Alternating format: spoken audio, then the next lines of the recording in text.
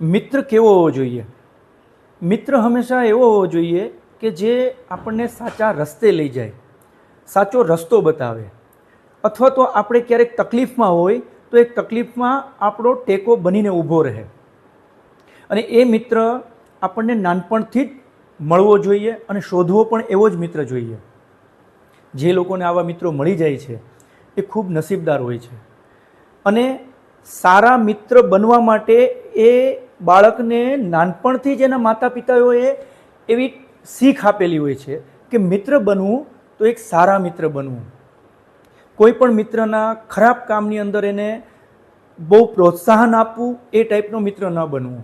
એ જો ખોટું કરી રહ્યો હોય તો એને રોકવાવાળો મિત્ર બનવું. એવા મિત્ર થઈને બનવું એ નાનપણથી જ એના માતા પિતા એને શીખ આપતા હોય છે.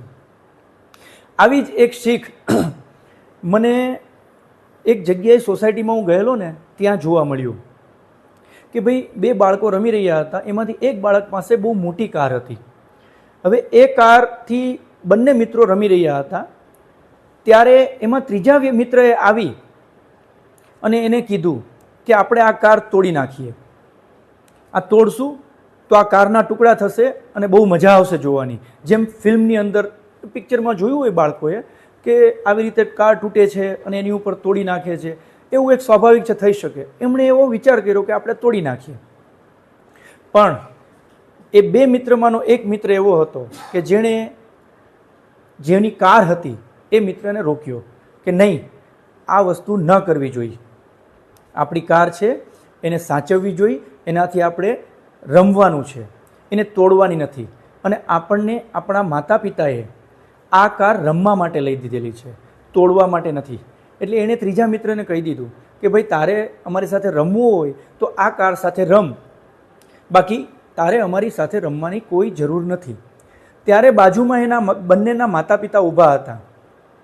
એમાંથી જેની કાર હતી એના પિતાએ જે મિત્રએ કાર તોડતા રોક્યો તેના પિતાને બહુ જ ધન્યવાદ દીધા કે વાહ, તમે તમારા બાળકને બહુ જ સારી શીખ આપેલી છે અને મારો બાળક પણ એટલો નસીબદાર છે કે જેને તમારા બાળક જેવો મિત્ર મળ્યો છે. એટલે બાળકને નાનપણથી જ આવી આપણે શીખ આપતા રહીએ કે ભાઈ તારા મિત્રને મદદરૂપ થજે. કોઈ એને ખોટા રસ્તે લઈ જતો હોય તો એને ખોટા રસ્તે લઈ જતા રોકજે પણ ખરો. ત્યારે જ સાચો મિત્ર કહેવાય.